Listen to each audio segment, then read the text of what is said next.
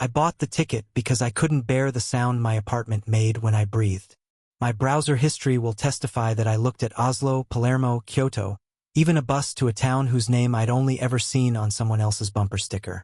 Then the price tracker shivered and a flight to Tbilisi slid into view with a red sale tag, as if the universe were a discount store with a cruel sense of humor. I clicked before my better self could legislate. It felt like taking my grief to a laundromat. Throw it all in, hit a button called Elsewhere. Wait. The woman behind the airline counter at the airport asked where I was headed, and I said, Georgia. And she said, in the States. With a polite wince that made me love and hate the whole world. The country, I said, and the word felt like giving my sadness a passport. She put a sticker on my suitcase as if naming things helps. My brother had died on a Wednesday, as if he were taking a midweek slot to be considerate. A cyclist with the kind of caution that makes other cyclists roll their eyes. A car door opened, a second of physics no one could reverse, and the hospital called me like a person telling me my bus had come early. The funeral was what funerals are. A ceremony with at least one laugh you feel guilty for, and a tray of sandwiches you don't recognize until someone says her name was Aunt something. After, people hugged me as if comfort could pass between bodies like heat. The apartment offered me silence and my brother's mug, still chipped, still on the shelf where I kept the things that made me feel like a person in a brochure. I slept badly on the plane and woke over the Black Sea to a sun with an embarrassed expression. The man next to me slept with his mouth open in a way that made him look younger than he probably was. I watched his chest lift and fall and felt the flash of a child's fear. What if it stops? And then I looked out at that blue and told myself to stop inventing emergencies to discipline the real one. Tbilisi met me with light that seemed to be auditioning for a job. The air smelled like hot metal and something sweet, like a bakery practicing piano. Strangers at arrivals held signs with other people's names on them, and a woman with a white plastic bag wrote Nino on a paper plate in lipstick. I took a taxi and the driver, a handsome man with the tired politeness of a saint, said welcome, in a way that made me want to be someone worth welcoming. As we crossed the river Kara, a palace the color of cake stood on a hill as if giving a toast. The driver thumped the wheel twice and said, "This city, like wine, it gets inside." I nodded because I had nothing to offer but agreement. In the old town, I rented a room with a balcony that leaned out as if gossiping with the street. The sulfur baths were 2 blocks away, a series of domes like turtles discussing geothermics. And when I opened the window, the steam made the world look like the inside of a kettle. I showered for too long, the way people do when they need to hear something louder than their thoughts, and then I went outside without a plan because the plan was the problem. I crossed the Peace Bridge, which looks exactly like what it is called if you squint, and watched the water go about its job. Near the cable car that climbs to the Narration fortress, there was a man with a violin case held together with stickers and optimism and a scarf tied in a way only the very young or the very old can get away with. He was neither. He was the age of a person who can say, "I am not in a hurry," and mean it. He looked at me as if we had been in the same waiting room for a long time. "You have a traveler's shoulders," he said. "I have a bag," I said, because my mouth was not ready for poetry. "And gravity." "Both true," he said, as if checking a list. "Where are you escaping from?" "Not escaping," I said too quickly. He nodded as if I had said the ruder thing and he liked me for it. "Then where are you escaping to?" "Up," I said, pointing at the cable car. I was buying a ticket for altitude because I could not afford to fall any farther down. "Up is fine," he said. "Down is where the good food is." "What are you escaping to?" I asked because I didn't want him to decide I was a student. "A habit," he said, "of going. My name is Julian." I almost said, "Of course it is," out loud, because he made his name feel like a costume that fit him. He had the haircut of a man whose hair had decided what it was doing independently of his personal brand. We shared the cable car because gravity is a communal endeavor. Tbilisi stretched under us like an apology and a dare. He told me he carried a small mirror wherever he went to return light to where it belonged. He demonstrated by catching the sun and flicking it against the fortress wall. A girl below us laughed and put her hand up as if to catch the beam like a thrown coin. "I collect small ridiculousnesses," he said. "Lost buttons, badly translated signs. The sound of a specific kettle whistle in a town I will never live in. Keeps me polite. To whom? I asked. To the day, he said. At the top we walked along the ramparts like people auditioning to be in a movie set in an older century. He pointed out a fig tree growing in the fracture of a wall, as if botany were an argument he was winning. I told him I had nothing but a week and a hole in my chest where my brother had sat for most of my life. I'm sorry, he said. And there was a weight to his sorry that made it different from the ones people hand out like tissues. Was he younger? Older, I said. By a year. Just enough to always get the front seat. He used to bang on the window when we went under bridges like he could make them hum back. Then that is the assignment, he said, which is how I found out he spoke in assignments sometimes. You must find 3 bridges and knock on them until they sing you something. I'm not sure the city will be into that, I said. The city is not only buildings, he said, shrugging. It is all the people who think every day is the first day they've been alive. Try them. We went to the dry bridge market where old things arranged themselves to be wanted again. Tables groaned under Soviet plates and metals. A man sold cameras that looked like they remembered my grandfather. A woman set down a tray of coins like a charm against forgetting. Julian haggled for a button the color of a storm and gave the seller a Polaroid portrait he took in 60 seconds, the picture shaking itself into focus like a dog leaving the river. He took another of me with a smile I didn't recognize and clipped it to a twine line he carried in his bag, a small mobile gallery he called the Museum of Strangers. Why? I asked, watching the paper lighten into my face. It is my trick, he said, for making people look at themselves kindly for at least 1 minute of a life. He put a note on the back and handed it to me. Said, proof you stood here. Proof you had a mouth willing to soften. By afternoon we were at a Supra in an apartment I can only describe as generous. Julian had a way of finding tables like that. He spoke Georgian badly and loudly and people rewarded him anyway. The AITA, the toastmaster, had arms like branches and a voice that could carry an entire village. He tipped his glass toward me and gave me a toast so personal I felt accused. They poured wine like permission and set food down like a guarantee. Khachapuri that made me reconsider what a human can do with dough. Pali with pomegranates like punctuation. A stew that tasted like someone had built a house and let it simmer all day. For the dead, the AITA said at one point, the whole table making the small sound that means we are pretending we agree about what this means. For the living, Julian added, lifting his glass, and I looked at him as if he had committed a small, polite crime on my behalf. We drank because there was nothing else to do. I slept that night with the glass doors open and the city moving like a river with lights in it. In the morning I slid my sadness onto the balcony and told it to get some air. I took a marshrutka, a minibus that operates on physics, rumor, and the will of the driver, west to Kutaisi because the driver's placard said it in a font that seemed friendly. I bought a bag of churchkila from a woman who called me Kali, like a blessing, and tied the strings of nut and grape sweetness to my backpack like penance. The bus stopped when it wanted to and began when it felt like it. A man in the back sang under his breath a song that sounded like a staircase. A child played a game on a phone and yelled at the phone in a tone that suggested the phone was a person who needed to pass an exam. We crossed a bridge and I knocked on the glass lightly, and the woman next to me smiled, as if I had said something polite in her language. At a fuel stop, I rapped my knuckles quietly against the metal rail and listened to the hollow hello it gave back. I counted it. 1. In Kutaisi, I woke to church bells that did not care about my history. I met Julian again by accident 3 days later in Mestia, a mountain town in Svaneti where the towers hold up the sky like stubborn old uncles. I needed the mountains. They impose obligations, I understand. I had taken a shared taxi that cracked its way along the cliff as if threatening to confess something, and I arrived with my stomach performing a revolution. Julian was sitting on a low wall with a plate of kinkali, the dumplings swollen with their own secrets. You took the upstairs route, he said, mouth full. Are you following me? I asked. Everyone follows something, he said, and put a dumpling in my hand because hunger is not a thing you leave in other people. We hiked toward Ushkili the next day. The path braided itself along the river and then forgot what it had been doing and became a field. Cows with bells moved through the green like fat commas. At one point, a dog adopted us and then left us for someone more glamorous.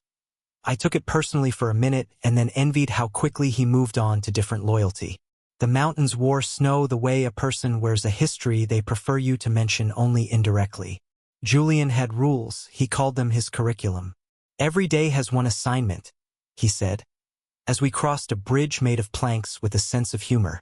Today's, ask for someone's mother's recipe. Tomorrow's, repair something small that is not yours. Repair, I said. What if it's beyond me? Then make it slightly more likely to last, he said. And make sure the making is seen. We stopped at a house where a woman sold us something between bread and cloud. She shouted directions for kubdari. Spiced meat tucked into dough. Over our heads as if it were our duty to remember. I wrote them down dutifully even though my apartment did not own a surface large enough for dough or a courage large enough for throwing flour around it. At a place where a waterfall argued with gravity, I sat on a rock and tried not to weep. The trick to not crying in public is to pretend your body is a hotel lobby and the guests are allowed but cannot linger. A little boy came down the path carrying a stick that might have been taller than him and tapped it on the stone near my foot as if trying to summon something. I tapped back. The sound we made was small but married. 2. Do you want a cigarette? Julian asked when the boy went on. I don't smoke, I said. Neither do I, he said. It's just the only currency grief respects. Bad ideas. He took out a small kaleidoscope from his pocket and held it up to the sun. Then to me. Look, he said. Same glass, different world. The shards arranged themselves into new agreements with each twist. My brother would have mocked it and then asked for a turn. I told Julian the worst part, finally, because a problem withheld can turn feral. The last conversation with my brother had been about whether I was late for breakfast, a stupid argument about 10 minutes that had swallowed an hour. He had said, "You're always trying to win time like it's a game." And I had replied with something clever and mean that felt efficient at the time. We made up, of course. We always did. But the last text on my phone from him is a picture of his bike leaning against a wall and the words, "The sky is doing a ridiculous performance."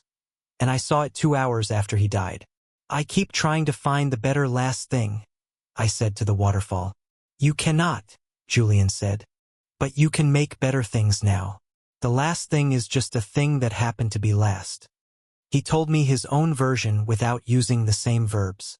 A man named Theo who had been alive for 20 years beside him and then for a year in the small rooms of hospitals. He and Theo had a thing called the inventory of the living, a list they made daily in the kitchen of everything that could be counted without lying. Bread, tea, the lemon you thought was old but still gave you rind, the neighbor's cat, even grief because grief is a proof. When Theo died, the inventory kept stubbornly producing items despite the thesis of the day, which was nothing. What do you put on the list now? I asked. Buttons, he said. There are always buttons under tables, like the part of us that refused to be properly sewn. We went south again because no one gives medals for finishing a grief hike. Back in Tbilisi, the summer slid closer to the city like a cat, and I bought a ticket to Yerevan on the night train because something in me wanted to watch a border pass in the dark. Julian shrugged when I told him. I will go if the wind is lazy, he said. The night train hummed like a secret. I shared a compartment with a woman named Tamara who had brought her entire kitchen in Tupperware. She insisted I eat a peach that baptized my chin and poured coffee from a thermos that had known war. We slept with the rhythm of a thing deciding not to stop. When I woke, my phone told me we were in Armenia and the morning told me I had made a small, real choice overnight. Yerevan felt square-shouldered and elegant, a city wearing good shoes. At the Cascades I watched people climb to a view that made Mount Ararat hover like a memory everyone refused to stop believing. A young couple held a baby and a bottle of water with equal care. An old man in a hat told a story to a pigeon that absolutely refused to be bored. I sat on the steps and wrote in the small book I'd started in Mestia. Inventory of the living. Pomegranates. Pronouncing Berevdzez without making strangers wince. A grandmother in bright lipstick. The sound shoes make on this stone. Julian appeared as if called by a lazy wind, of course, striding across the steps with a paper sack of gata. a pastry that pretends to be modest and then takes your afternoon. He handed me one and a paper napkin printed with a brand I did not know how to pronounce. Here, he said, to refill what you used to climb. We went to the vernissage market where everything has been storytelling for longer than you've been alive. A vendor sold me a hand-embroidered table runner for a table I did not own because grief makes you believe you might grow a table just to make a woman happy. Julian found a tin soldier missing an arm and gave the man a small lecture about how missing parts do not make a thing less enlisted. At a cafe near the opera, a violinist played a song that hoped I spoke the language of people who close their eyes in public. We drank something that tasted of apricot but with a truthfulness that kept me from flattering it. A man at the next table practiced a speech in a notebook, crossing out adjectives with the ferocity of a surgeon. When he left, he forgot the notebook and I ran it to him and he thanked me with a bow so exact it messaged an entire culture in one motion. I added bows to the inventory. We took a bus to Dilijan because the bus was the cheapest way to be wrong about where your day would end. The forest there is the kind that seems to be arranging itself around your breathing. We walked a path that pretended to be easy and discussed the assignment for the day. Collect a color, Julian said. Not an object. An instance. I'm terrible at abstract homework, I said. Then you will cheat with specifics, he said.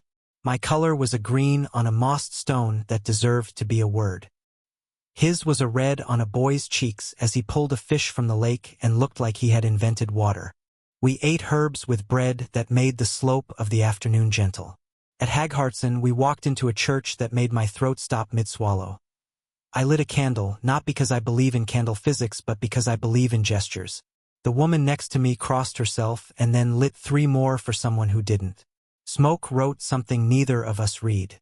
We went to Tatov because of course we did, taking the wings of Tatov cable car across a gorge so immodestly beautiful that even my grief agreed to look up. Halfway across, the car stopped the way things do when they want you to decide if you trust cables. A child wailed and a man said, "No, no, no," like a person training his own lungs. Julian knocked lightly on the window and the canyon sang him back in the inverse. Sound swallowed then returned. 3. Completed assignment. My brother's bridges had been shy, but they sang anyway. At the monastery, the wind had the personality of someone who warns you of danger and then pushes you toward a better view. We sat on a low wall and shared a pomegranate with our hands, and when we were done my nails were red like a crime. Julian took out his small mirror again and sent a shard of sun around the stones. A woman in a headscarf smiled at him, as if he had put a coin under a cup and made it appear again. You cannot outsmart sorrow, he said. You can only tire it out by noticing other things until it gets bored and wanders off and returns later with a slightly better attitude. I want to hold it and not drown, I said. I want to stop rehearsing the exact moment and start remembering everything else. Make a ritual, he said. Grief likes rituals. It makes it feel included. Mine is this. He mimed tapping his shirt pocket where a cigarette might have lived once and then laughed. No, mine is music. And the inventory. And chairs. I sit in places very intentionally. That's my rebellion against running. We went back to Yerevan and sat on the Cascade steps during Blue Hour, the whole city pretending it could postpone night. Julian took a little book out of his bag. Not the mirror, not the kaleidoscope, but something with a cover softened by 1,000 small insistences. He opened it to the first page, which had a photo of a man with eyes like a problem you enjoy solving. Theo smiled up at the dusk as if he had invented it. This, he said, tapping the book, is my ledger of the beautiful. Artifacts, yes, but also people. I write their names here when I decide they are part of the proof that the world's not entirely ridiculous. I am making you an entry. He wrote my name with surprising neatness and then underlined it once, as if to say he was not being frivolous. There, he said. Now you owe the ledger something back. What? I asked. Keep a ledger of your own. Call it whatever you need to get yourself to open it. And leave your brother notes. You believe in that? I believe in conversations with the living. You told me he banged on bridges. Bang back. You don't have to be sane about it. We ate dinner in a place that made the table into a demonstration of what the earth can do if you treat it with respect. A man across the room proposed to a woman by hiding a ring in a dessert so obvious she would have had to be blind or cruel to miss it. She pretended to be surprised, as if the public nature of the thing required her to act. We clapped with the rest of the room. Julian toasted the couple and then toasted the exits we take when we think we are out of air and then toasted air, which made the owner laugh and pour more brandy. We parted at a bus stop because Summer is a person who always leaves the party early. He was going east, he said, to see a lake he had promised someone he would see. I was going north, back to Tbilisi for a day to retrieve a sweater I had left on a chair that had decided to adopt it. He hugged me with the kind of care I had started to save for the world. Palms on shoulder blades, a press that says inventory, still here. On the train north, I wrote the first letter to my brother.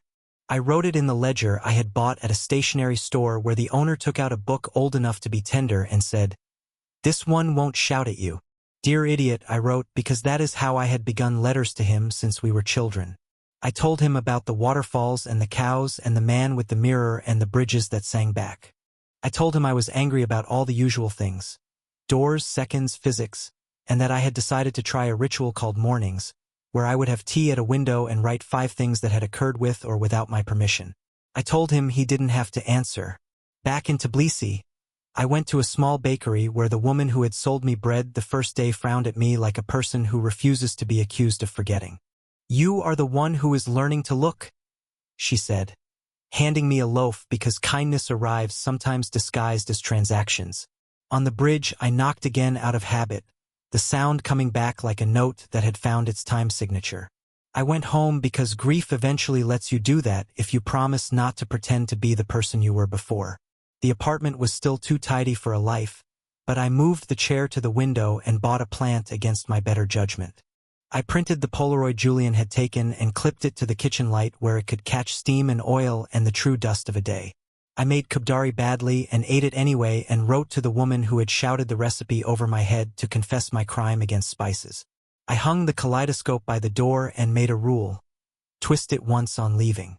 I kept the mirror in my pocket and flicked sun onto the street and made a small boy laugh and his mother frown and then laugh too. On Tuesday, I stood under a bridge and knocked at the pylon, and a man walking his dog knocked too and said, "For whom?" And I said, "For a brother." And he nodded, and we were 2 strangers making a physics problem into a sympathy card. I did not stop seeing the door open in front of the bike. I did not stop rehearsing the conversation where I did not say the mean efficient thing. I did start to be the person who collects buttons and wishes taped to walls and instructions shouted by strangers. I decided to be a traveler in the city where I pay taxes. I joined a library I had lived 2 blocks away from for 7 years. I learned the name of the woman who sells the good plums. I made a ledger where each day had space for a line called beauty and a line called stupid, because stupid often helps beauty get to work. A postcard arrived from somewhere east with a drawing of a lake and the words, in a handwriting I could now recognize from 3 countries away, "Proof that water keeps trying." Under that, Julian had written, "For Theo and for the idiot." I wrote back. The bridges said hello. When the anniversary came, I took the morning off as if grief had issued a formal memo. I went to a river that was not the Kara and knocked on a bridge that was not in Georgia, and the sound came back anyway. I ate cake I did not deserve and raised my tea to a man who would have stolen the frosting. At home, I wrote 5 lines in the ledger. A child in a dinosaur hoodie said "roar," and then sorry. The bus driver waited for a running woman and the whole bus agreed to be late. The plant decided not to die from my negligence. A flock of pigeons made a complicated shape and then pretended they had not. A button under my table that did not belong to me. I know this is not a cure. It is a habit. My grief still sits on my couch and makes comments about my posture. But when it does, I hand it the kaleidoscope and say, "Look, same glass, different world." Sometimes it shrugs and says fine, and we watch the blues rearrange. Sometimes it calls me an idiot back and we both laugh exactly the way he would have wanted us to, because the last thing does not have to keep being the last thing if you keep adding. I am not a person who believes in destiny. I do believe in curriculum. The day still gives assignments, and I try to hand something in, even if it's late, even if I smudge the ink. Collect a color, says a Tuesday. Repair something small that is not yours, says a Friday. And I hold a door for a man carrying too many oranges and one rolls away, and he laughs as if it's the first time an orange has ever rolled. Ask for a recipe, says a Sunday, and I write down instructions for a cake I will fail at with ceremony and eat anyway. Sometimes I take the train to a place I do not need to be and sit for 2 stops and get off and walk around and admirably waste time. Sometimes I make a toast alone in my kitchen and say, "Into the steam. For the dead who taught me noise, for the living who tolerate mine, for the bridges that answer even when no one's listening." Sometimes I open the ledger to the first page and see my name in Julian's neat hand and write a note across it in my brother's voice, because grief has taught me a useful impoliteness, the permission to be irrational if it makes you kinder.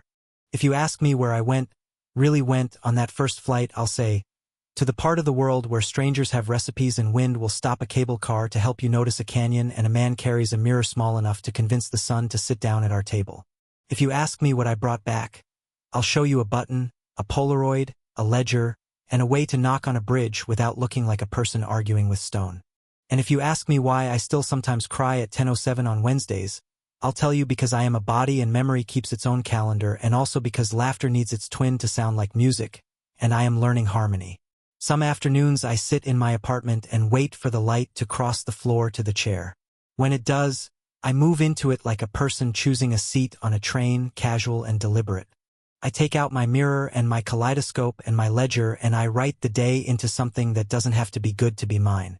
I turn the glass and the blues rearrange. I write, inventory of the living. I add, proof you stood here, proof you had a mouth willing to soften, proof you learned to see.